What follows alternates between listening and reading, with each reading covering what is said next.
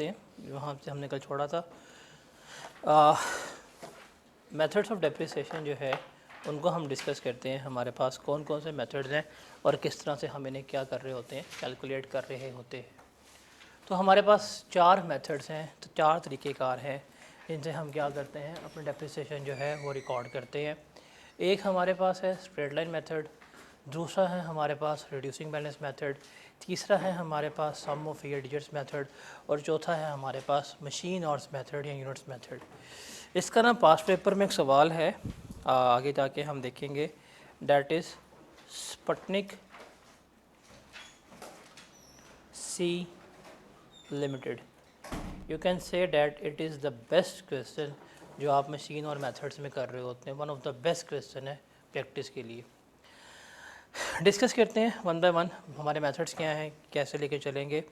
सबसे पहले अगर हम बात करें तो स्ट्रेट लाइन मेथड क्या होता है।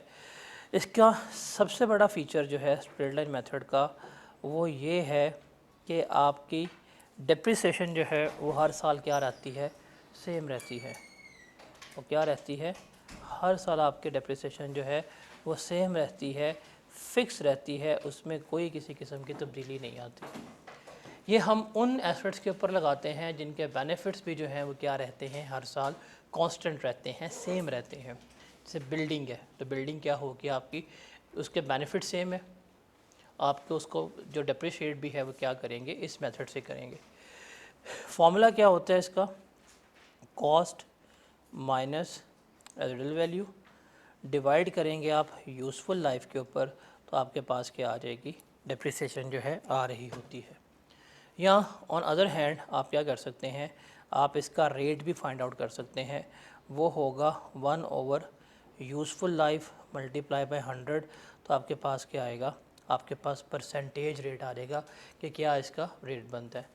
फिर आप इस रेट को अगर आप मल्टीप्लाई करें डेप्रिशिएबल अमाउंट से, तो आपके पास क्या आ रही होती है, डेप्रिसिएशन जो है वो आ रही होती है। तो दोनों तरीके हैं, cost minus residual value divided by life कर दें, या रेट निकाल के आप डेप्रिशिएबल अमाउंट से मल्टीप्लाई कर दें, आपके पास क्या आती है, डेप्रिसिएशन जो है आ रही होती है।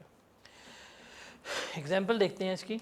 Plant bought on 1 January 2021 for rupees 1 lakh with expected useful life of 5 years and residual value of rupees 10,000। The entity year ends on 31 दिसंबर।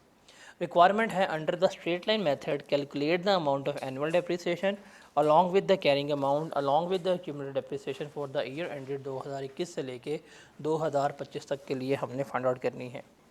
तो सबसे पहले हम इसकी डेप्रिसिएशन निकाल लेते हैं।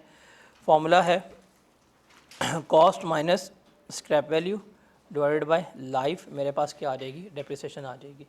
तो इसकी कॉस्ट कितनी है, 1 लाख रुपया है, इसकी स्क्रैप वैल्यू कितनी है, 10,000 रुपया है, और लाइफ कितनी है, 5 ईयर्स है।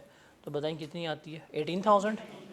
18,000 जो है वो इसकी क्या आती है, डेप्रिसिएशन जो है वो आती है। ये तो हमने यहाँ पे निकाल ली। अब चूँकि स्ट्रेट लाइन मेथड है तो हर साल क्या रहेगी, आपके डेप्रिसिएशन जो है वो सेम रहेगी। सेकंड है, इसकी आपने कैलकुलेट करनी है एक्यूमुलेटेड डेप्रिसिएशन। एक्यूमुलेट का मतलब होता है जमा करना, ऐड करते जाना। तो हमारे पास 2021 की डेप्रिसिएशन कितनी आई थी, 18,000 आई थी।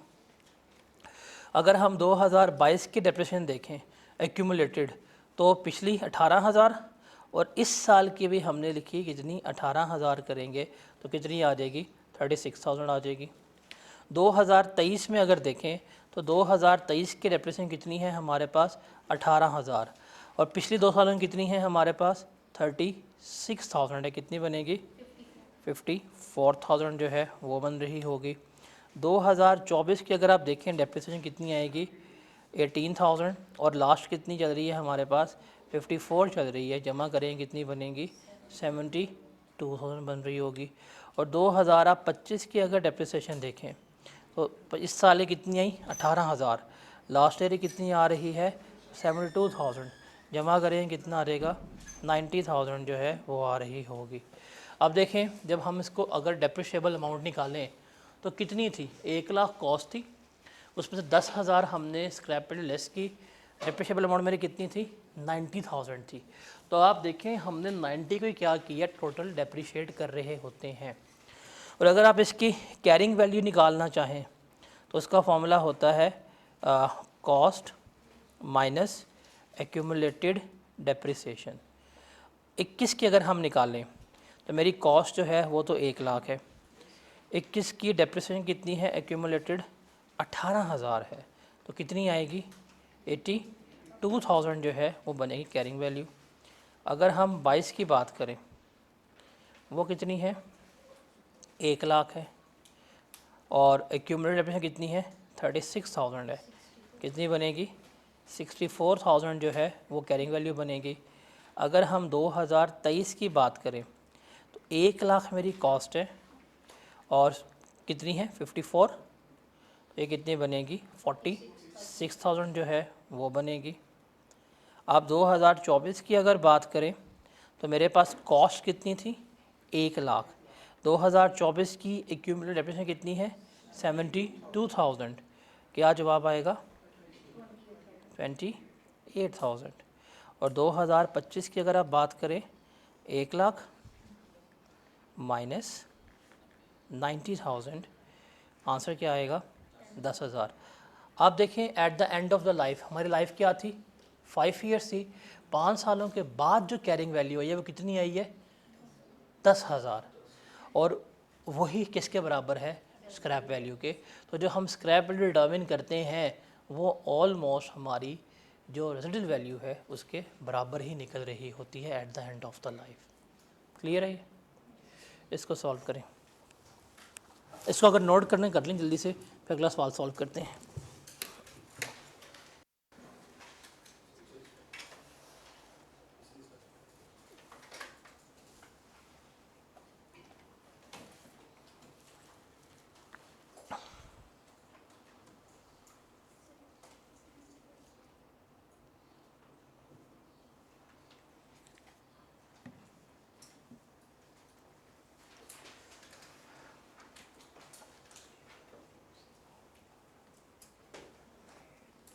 क्या हुआ है?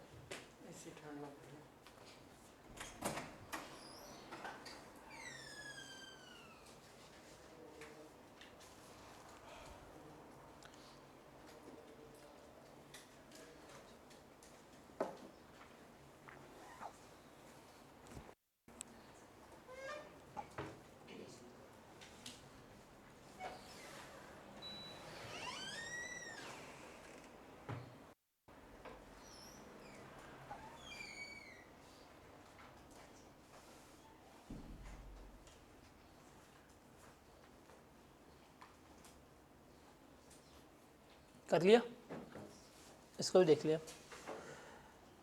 इसको सॉल्व करें, बताएं क्या आता है। जब ध्यान से कीजिएगा।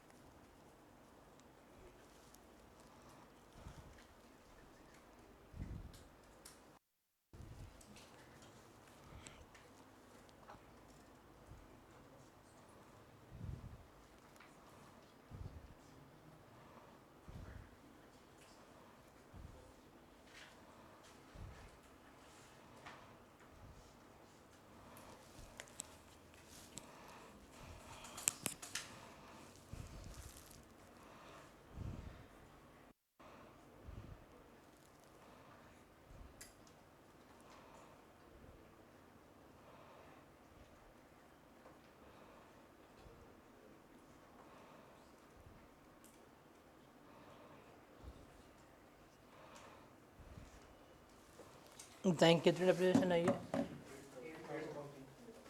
कितनी आई है 8,000 बता दी कसमें। That is what will the charge for depreciation in the year of acquisition if a proportion of full year depreciation is charged according to the period for which the asset has been held। उसने कहा जितना आप asset इस्तेमाल करोगे उसी percentage में आपने क्या करनी है, डेप्रिसिएशन कैलकुलेट करनी है। कहते हैं the financial year of an entity is 1 January to 31 December, ठीक है। And on current asset was purchase on first में 60,000, लाइफ उसकी 5 साल है, उसकी स्क्रैप वैल्यू 0 है और हमने उसको स्ट्रेट लाइन मेथड पे क्या करना है, डेप्रिशिएट जो है वो करना है। तो 60,000 डिवाइड करेंगे हम इसको 5 पे, और हमने कब लिया था, मई में। तो मई, जून, जुलाई, अगस्त, सितंबर, अक्टूबर, नवंबर, दिसंबर, 8 मंथ्स की हम क्या करेंगे, डेप्रिसिएशन निकालेंगे। क्या आया जवाब, 8,000 जो है वो इसकी डेप्रिसिएशन फॉर द ईयर आएगी इस साल की, ठीक है। अगला हमारे पास मेथड जो है that is reducing balance method. इसको ज़रा हमने समझना है, इसको हम डिस्कस करते हैं। इसको हम रिड्यूसिंग बैलेंस मेथड भी कहते हैं, इसको हम WDB मेथड भी कह रहे होते हैं, बुक वैल्यू मेथड भी कहते हैं, डिमिनिशिंग बैलेंस मेथड कहते हैं। और ये वो मेथड है जहाँ पे मेथड आसान है लेकिन इसकी कैलकुलेशंस जो हैं वो कम्प्लेक्स होती हैं, जहाँ पे बच्चा जो है वो क्या करता है, प्रॉब्लम जिसको है क्रिएट कर रहा होता है और उसका लाइक कैलकुलेशंस जो है ठीक नहीं हो रही होती। तो this is the most problematic calculation wise area, जहाँ पे आपने परसेंटेजेस जो हैं उसके मुताबिक लेके चलना होता है। और ख़ास तौर पर जहाँ पे आपने डिप्रिसिएशन से कॉस्ट निकालनी होती है, वर्क बैक जहाँ पे करना होता है, वहाँ बच्चा क्या करता है, सफ़र कर रहा होता है। तो अगर हम इस रिड्यूसिंग बैलेंस मेथड को देखें कि हम किस तरह से इसको डेप्रिशिएट करेंगे, किस तरह से हम इसको लेके चलेंगे, तो भाई बड़ी सिंपल सी बात है। जब हम फर्स्ट ईयर में एसेट को एक्वायर करेंगे, फर्स्ट ईयर में जो आपका ईयर ऑफ एक्विजिशन होगा, उसमें तो हमेशा आपकी डेप्रिसिएशन कैलकुलेट होगी। आप कॉस्ट को मल्टीप्लाई करेंगे रेट के साथ, आपके पास क्या आ जाएगी, डेप्रिसिएशन आ जाएगी। अब सवाल यह है कि अगर हमें रेट गिवन है तो ठीक है, अगर हमें रेट गिवन नहीं है तो हम क्या करेंगे, रेट फाइंड आउट करेंगे। और रेट का फॉर्मूला क्या होगा, 1 माइनस यूज़फुल लाइफ रूट लेंगे किसका, आपके पास जो रेजिडुअल वैल्यू होगी उसको डिवाइड करेंगे कॉस्ट ऑफ एसेट से, तो आपके पास क्या आ जाएगा, रेट आ जाएगा। तो आप इस तरह से क्या करेंगे, अपना रेट फाइंड आउट करेंगे, फिर जो रेट आएगा उसके आप क्या करेंगे, डेप्रिसिएशन जो है निकालेंगे। तो जो पहले साल के डेप्रिसिएशन होगी ईयर 1 की, वो हमेशा किसके ऊपर कैलकुलेट होगी, कॉस्ट के ऊपर होगी। लेकिन ऑनवर्ड जो हम कैलकुलेट करेंगे ईयर 1 के बाद, जो फ्यूचर में हम कैलकुलेट करेंगे वो क्या होगी, कॉस्ट माइनस एक्यूमुलेटेड डेप्रिसिएशन। ये हमारी क्या होती है, बेसिकली कैरिंग वैल्यू होती है। हम क्या करेंगे फ्यूचर में, हम कैरिंग वैल्यू के ऊपर रेट मल्टीप्लाई करेंगे तो मेरे पास क्या आएगी, डेप्रिसिएशन आएंगी। हम क्या करेंगे मुस्तकबिल में, कैरिंग वैल्यू पे रेट से मल्टीप्लाई करेंगे तो मेरे पास क्या आएगी, डेप्रिसिएशन जो है वो आएगी। क्या करेंगे, कैरिंग वैल्यू से रेट को मल्टीप्लाई करेंगे तो मेरे पास क्या आएगी, डेप्रिसिएशन जो है वो आ रही होगी। सवाल है, under reducing balance method calculate the amount of annual depreciation and carrying amount along with the accumulated depreciation for the year ended 2021 से लेके 2025 तक। प्लांट हमने लिया 1 जनवरी को 1 लाख रुपए का, लाइफ उसकी 5 साल है, स्क्रैप वैल्यू जो है 10,000 है, ईयर एंड उसकी एंटिटी का ये है। हमने रिड्यूसिंग बैलेंस मेथड पे क्या करनी है, उसकी डेप्रिसिएशन जो है वो कैलकुलेट करनी है। हमें रेट नहीं गिवन, तो क्या करेंगे, सबसे पहले रेट निकालेंगे।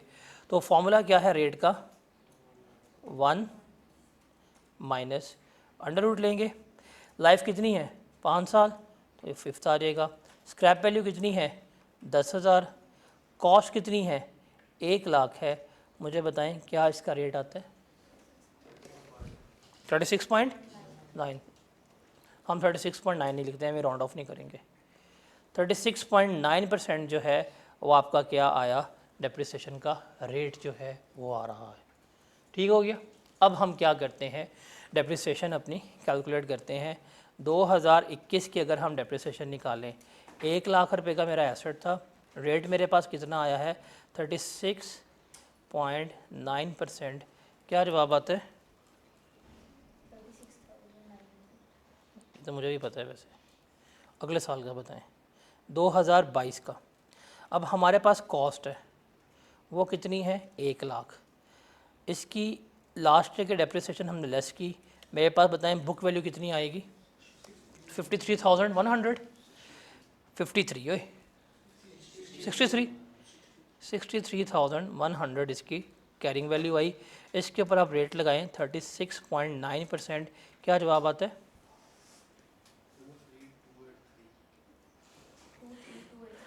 284 कर दें यहाँ पे से, ठीक है। अब हम चलते हैं अगले साल की कैरिंग वैल्यू पे। 2023 63 थी ना लास्ट ईयर की कैरिंग वैल्यू, 63,100। लास्ट ईयर की डेप्रिसिएशन कितनी आई थी हमारे पास? 23284। जो जवाब आएगा उसको मल्टीप्लाई करना है 36.9% से। बताएं क्या आंसर आता है?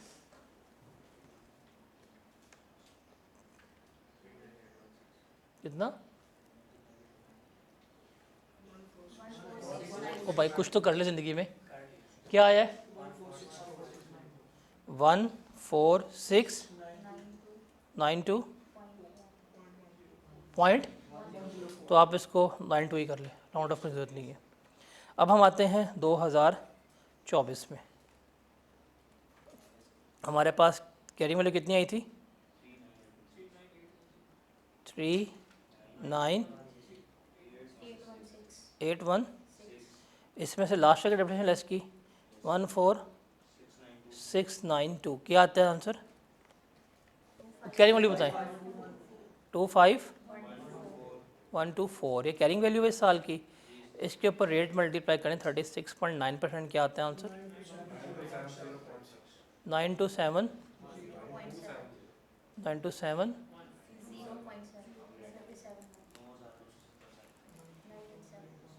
92771। ओके। अब हम आते हैं 2025 में। कैरिंग वैल्यू थी हमारे पास 25124। लास्ट ईयर की डेप्रिसिएशन आई है 9271 और रेट था हमारे पास 36.9%। बताएं क्या आंसर आता है?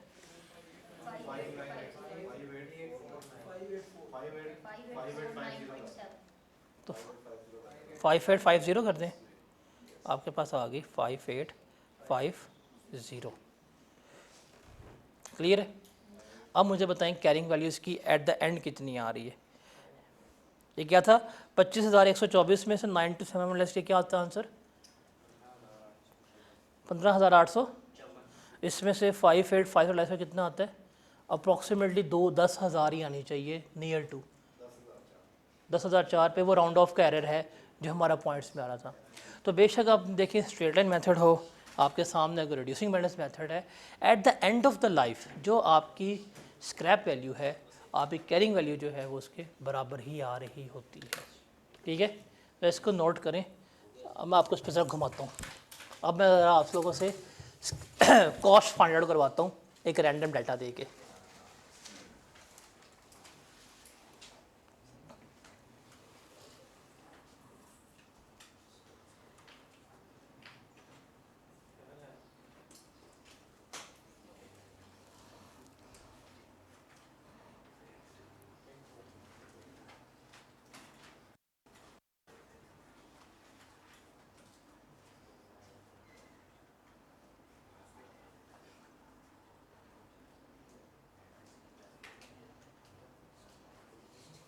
तो इसमें आपने क्या करना है, कैरिंग वैल्यू के ऊपर जो है आपने अपना रेट जो है वो मल्टीप्लाई हमेशा करना होता है।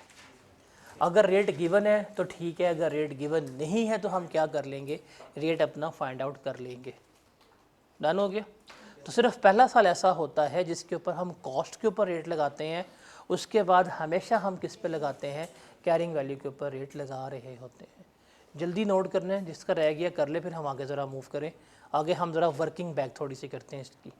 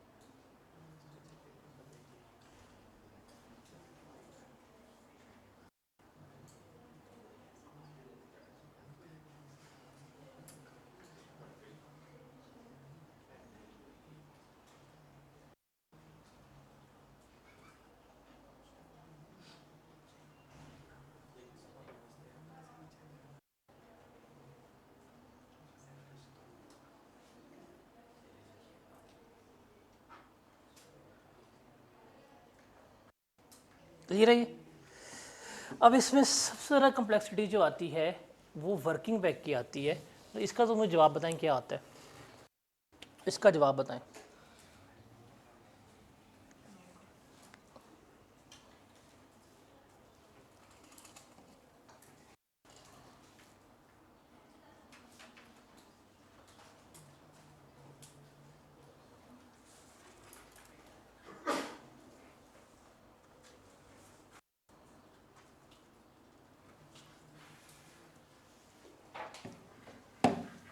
बताएं बताएं।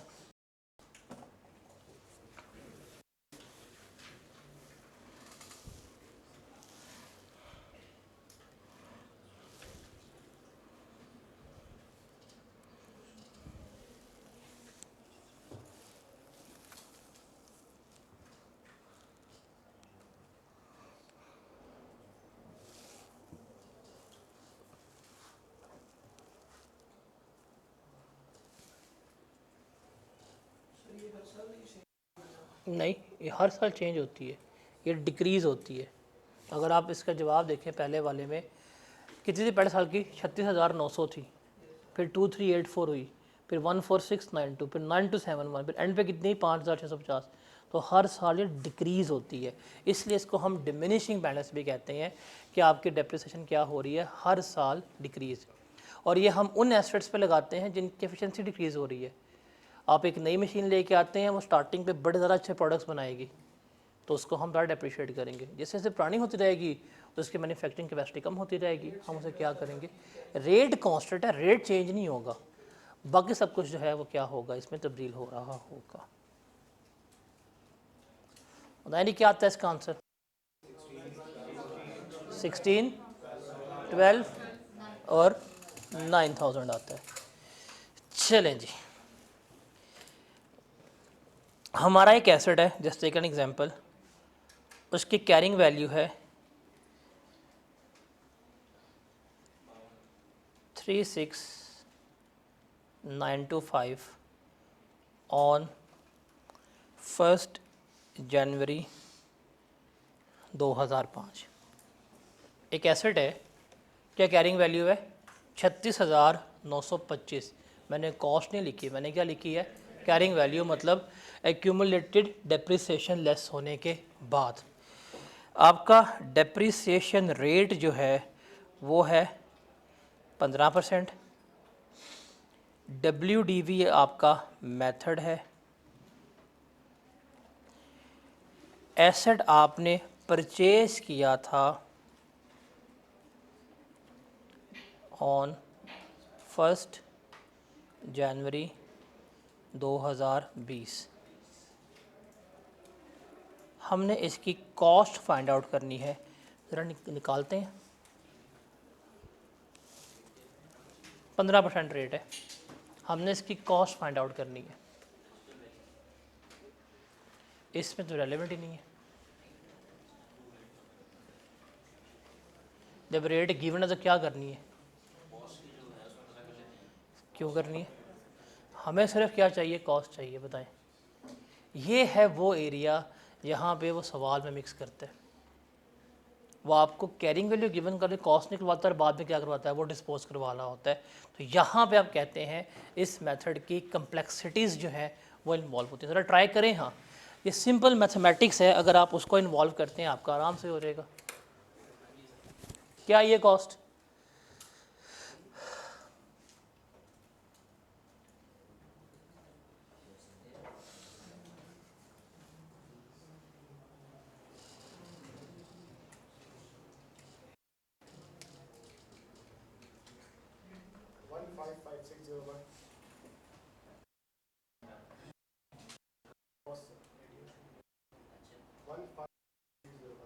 वन फाइव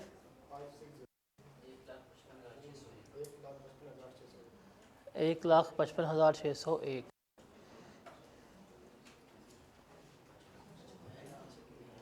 मैं लिख लेता हूँ ताकि बेइज्जती करने का मजा तो है बाद में। 1,55,601 ये आपने निकाली है कॉस्ट।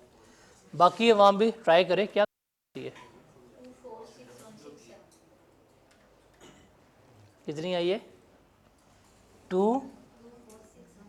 246 167। चले, हमारी क्लास में बड़ा इत्तेफाक है, बाकी भी कितनी आई है? अपना करना है, उसका नहीं करना देख देख के।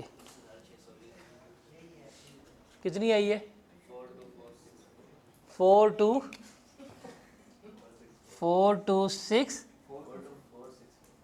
बड़ा 4 पे तो फर्क है। 4 2 4 6 2 4, ये लो जी 64, 4 2 4 6 4। ओके, क्या ये आपकी वैल्यू? क्या निकाल लें? हाँ भाई, क्या ये वैल्यू?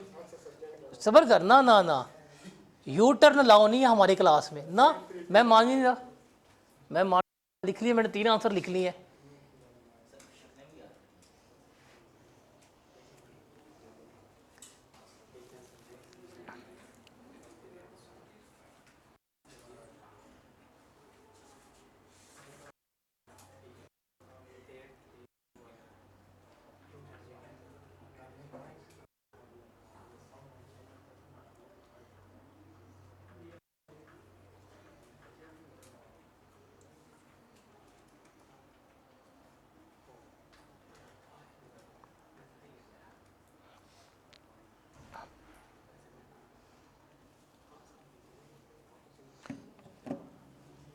आंसर चेंज करना अलाउ नहीं है किसी को भी।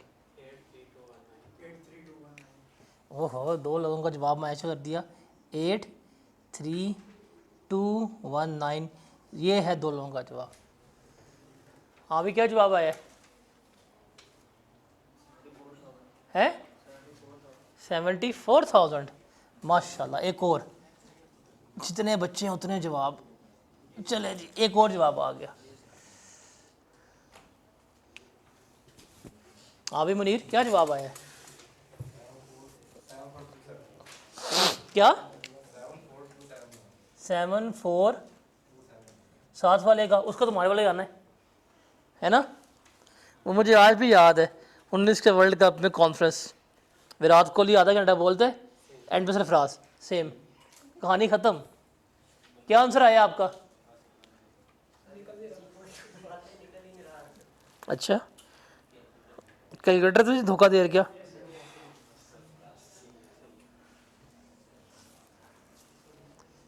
आप लोगों को क्या आंसर आया है? बराबर ही आने तो मुझे पता है, आया क्या है? 3219। ओह, इसके ऊपर 3 ऑप्शंस हो गए हैं। इसका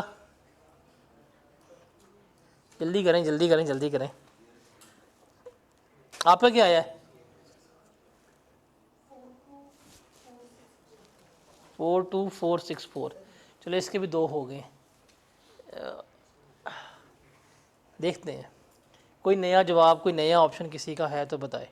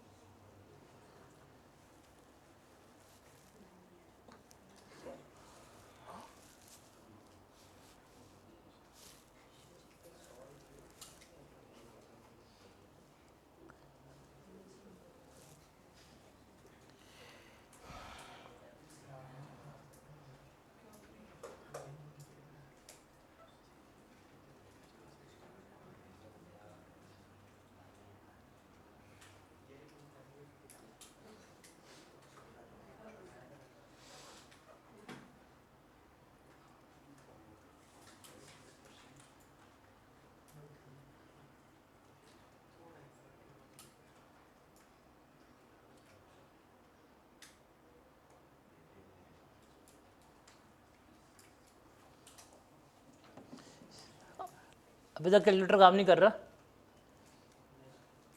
इसका आंसर क्या है? इसका आंसर क्या है? खैर है, गलतियों का कुछ नहीं होता। बताओ सही आया क्या है? कितना?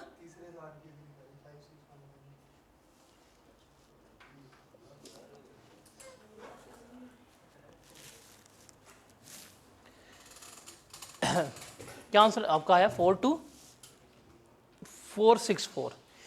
देखें ये है वो चीज़ जहाँ पे बच्चा जो है घूमता है, और बेसिकली यहाँ पे आपने मैथमेटिक्स जो है उसको इन्वॉल्व करना है।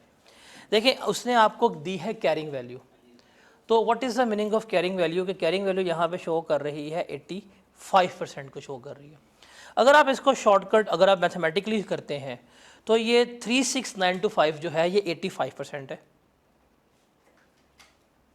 आप इसको डिवाइड कर दें 0.85 पे, लेकिन ये 1 साल का नहीं है, ये 4 साल का है। तो अगर आप इसकी पावर 4 लें आपके पास जवाब आ जाएगा। कितना आता है? 4 साल है। 20, 21, 22, 23, 24, 5 साल बनता है। चलें जी 20 का पूरा आ गया, हम तो 5 साल कर लेते हैं। कितना आता है? 83219 जो है वो इसका आंसर बनता है। अगर इसका समझ नहीं आई हम ज़रा इसको इस तरह करते हैं, हम लेट एज्यूम करते हैं x इज़ इक्वल टू 100 और ये हम लेते हैं 1 जनवरी 2020 पे, ठीक है। 15% एप्रिसिएशन है वो चार्ज किया तो कितना रह गया? 85 रह गया 31 दिसंबर 2020 पे, ठीक है। अगले साल फिर हमने क्या लेना है? इसका 15% लेना है। 85 का 15% ले क्या जवाब आता है? 85 का 15% 12.75। राउंड ऑफ करें, बताएं क्या जवाब आता है 85 में से? 72 पॉइंट, ये बनती है 31 दिसंबर 21 पे। अब 72.25 का 15% लें, क्या जवाब आता है?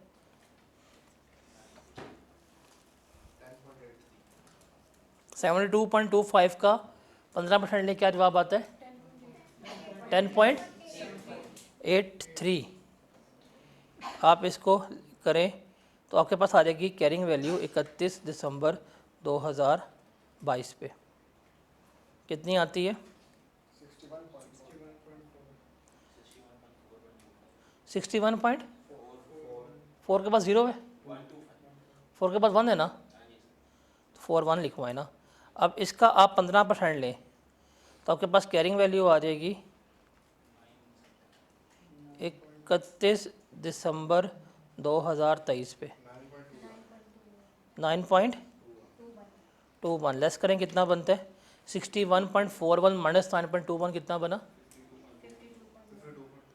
52.2 के बाद क्या आता है? 0 है, 1 है, 0 है ना, तो 0 लिखवाएं आप।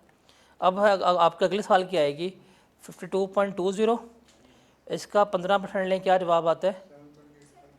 31 दिसंबर 24 को 7.8 के बाद 83 कर लें, कितना बनता है? 52.20 माइनस 7.83 44.36।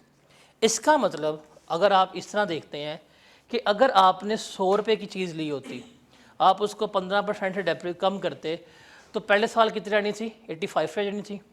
फिर उसका 15 कम करते 2, 3, 4 और 5, तो 100 की अगर होती तो 5 साल के बाद वो कितने शो होनी थी? 44.36। तो उसने हमें क्या किया है? उसने हमें 5 साल के बाद कैरिंग वैल्यू गिवन की है, वो है 36925। अब ये जो 36925 है बेसिकली ये कितने परसेंट को शो कर रही है? 36925 शो कर रही है 44.36% को। अगर आप इसको 0.4436 पे डिवाइड करेंगे आपके पास कॉस्ट आ जाएगी, कितनी बनती है? 83219 जो है ये आपके लिए कॉस्ट बनेगी। तो ये है आपके पास सवाल करने का तरीका। अगर आपसे बिल्कुल नहीं हो रहा, आप 100 की वैल्यू ज़्यूम करें, आप अजम्पशन बेसिस के ऊपर स्टार्ट करें, आप रेलेवेंट डेट तक पहुँचने के भाई आपके कितना परसेंट एसेट इस्तेमाल हो गया है, उसको फिर क्रॉस अप करके आप क्या कर सकते हैं? आप वैल्यू कैलकुलेट कर सकते हैं। या आप अगर इसका इस तरह भी देख सकते थे कि अगर आपके पास 36.9 कितनी थी? 36925, ये है आपकी 85%, लेकिन ये 85% 5 साल की है ना, तो आप इसको इस तरह भी कर सकते थे, 0.85 multiply by 0.85 multiply by 0.85 multiply by 0.85 और मल्टीप्लाई बाय 0.85 करेंगे, तब आपका जवाब ये आएगा। तो आपको थोड़ा सा स्मार्टली प्ले करना होता है। आप अगर कभी भी पास्ट पेपर के सवाल करने बैठें, आप जितने मर्जी सवाल कर लें, आपने एक चीज़ अगर कॉमनली नोटिस की हो, सवाल आसान होता है, मुश्किल होती है उसकी कैलकुलेशन। आई कैप का एग्जामिनर अनफॉर्चुनेटली कंसेप्ट्स पे नहीं घुमाता, वो घुमाता किसके ऊपर है, कैलकुलेशंस पे घुमाता है।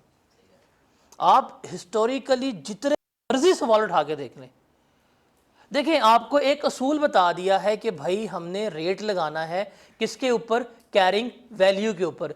ये असूल कभी भी चेंज नहीं होने वाला। उसने कहाँ पे कंफ्यूज करना है, कैलकुलेशंस में, कैलकुलेटर पे कंफ्यूज करना है। और सबसे ज़्यादा कंफ्यूजन क्या होती है कि जब वो आपको कैरिंग वैल्यू गिवन करता है और उससे क्या करनी है, आपने कॉस्ट जो है फाइंड आउट करनी है। अगर ये मेथड स्ट्रेट लाइन हो तो बड़ा आसान है, आपको पता है हर साल फिक्स ही आ रही है, टेंशन वाली बात ही नहीं है। लेकिन रिड्यूसिंग बैलेंस मेथड में क्या होता है, ये थोड़ा सा मुश्किल होता है। तो अगर स्मार्टली प्ले करें तो आप कर सकते हैं। अगर नहीं हो रहा तो भाई इस तरह ज्यूम कर लो, इस तरह ज्यूम कर लो, फिर कर लो आप। हम एक और एग्जांपल करते हैं इसके साथ ही।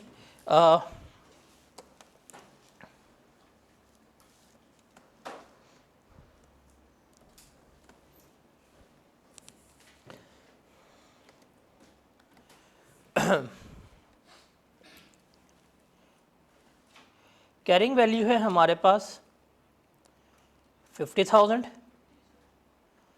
रेट है हमारे पास 15%, ये कैरिंग वैल्यू है हमारे पास 31 दिसंबर 2024 पे। डेट ऑफ परचेज जो है वो हमारे पास थी 1 अक्टूबर 2021। मेथड जो है WDV है, आपने कॉस्ट जो है वो फाइंड आउट करनी है। कैरिंग वैल्यू कितनी है, क्लोजिंग 50,000 है, रेट 15% है, हमने एसेट 1 अक्टूबर 2021 को लिया था, मेथड WDV है, कॉस्ट फाइंड आउट करनी है, ईयर एंड हमारा 31 दिसंबर हो। ज़रा बताएं।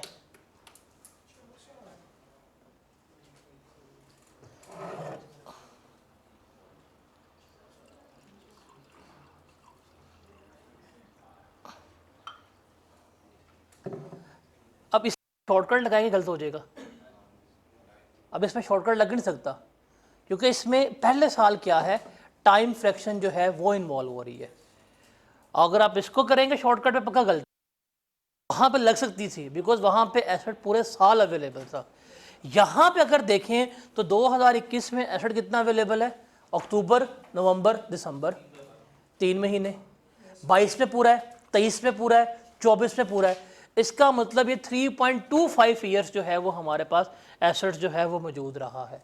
तो बताएं कितना था जल्दी से, 84792, देखते हैं।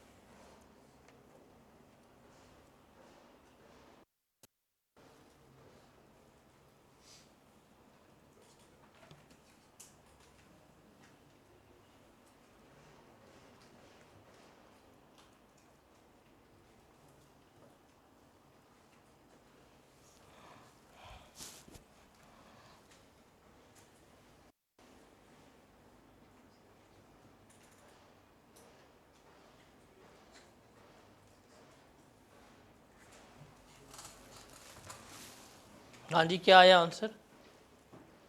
8458। आपका था 84, आपका 84588। राउंड ऑफ का मसला लग रहा है।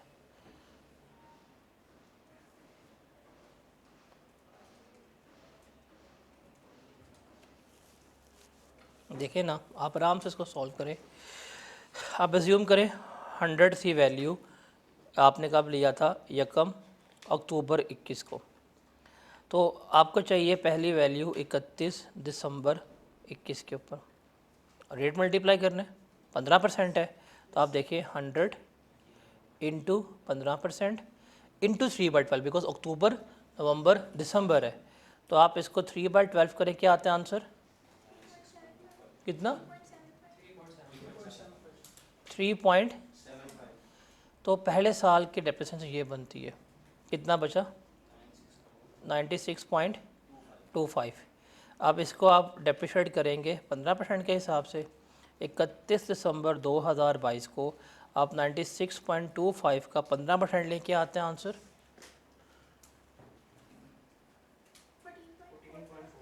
14.4 के बाद कुछ आ रहा है? 44 है। आप बताएं कहने वाले कितनी आती है? 81।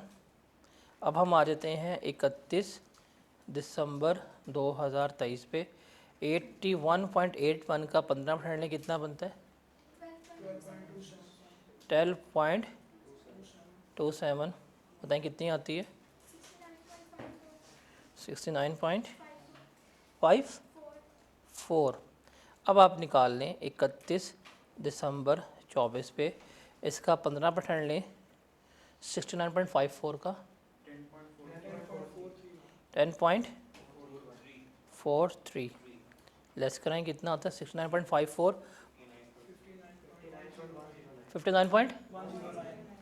59.10। ठीक है, अब आपको पता है कि ये जो 50,000 है ना, ये 50,000 कितने परसेंट को शो कर रहा है? 59.10 को 5910। बताएं क्या आता है आंसर? क्रॉस अप करें। 84,589, ये इसका जवाब बनता है। तो इस तरह आपको क्या करना पड़ेगा, थोड़ा सा इफ़ेक्टिवली क्या करना पड़ेगा, कैलकुलेट करना पड़ेगा। ये है वो चीज़ें, ये है वो कम्प्लेक्सिटी जो वो इस मेथड में इन्वॉल्व करता है, जहाँ पे उसने वर्किंग बैक करवानी है। जहाँ पे वर्किंग बैक है वहाँ बच्चा सफ़र कर रहा होता है। वो जब कैरिंग वैल्यू से कॉस्ट निकलवाता है ना, गलती हो जाती है।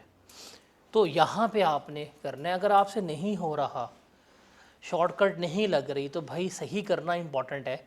अभी प्रैक्टिस कर लो ना, अभी 3-4 माह हैं आपके पास, इस तरह कर लिया करो। इस तरह करने में मेरे ख्याल से आपके 2 मिनट नहीं लगने। लेकिन जब आपको पता है कि आपने 100 रिज्यूम किया, आप डेट ऑफ परचेज से रेलेवेंट रीसेंट डेट तक पहुंच जाते हैं कि आपका कितने % एसेट जो है बचा हुआ है। जब आपको लग गया पता कि भाई ये मेरा 59.10 है, इतने % एसेट बचा हुआ है, ग्रॉस अप करें, आप कॉस्ट निकाल लें, तो आप इस तरह कर लीजिएगा। लेकिन गलत नहीं करना और यहाँ इस पर टाइम वेस्ट नहीं करना। हम इस पर सोच रहे होते हैं क्या करें क्या ना करें, कैसे करें, किस तरह करें। तो बेहतर है भाई 2 मिनट की वर्किंग लगनी है। 100 रिज्यूम करें, डेट्स लिखें, परसेंटेजेस लगाएं और ग्रॉस अप करके क्या करें, अपना जवाब जो है वो निकाल लें। Is that clear?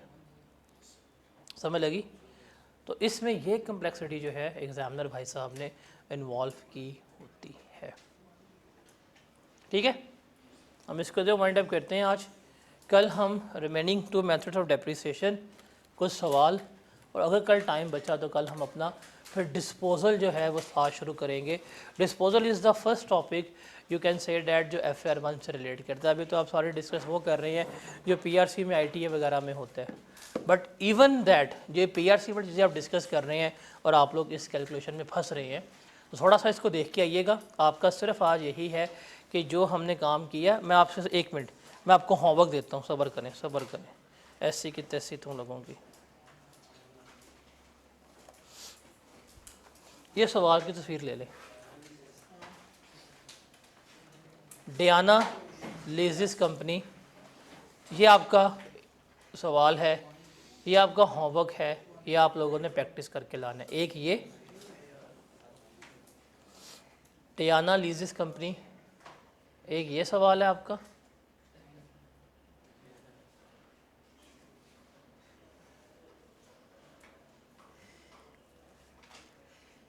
और एक आपका सवाल है ये वाला। ये दो सवाल जो हैं ये आप लोगों ने करके लेके आने हैं।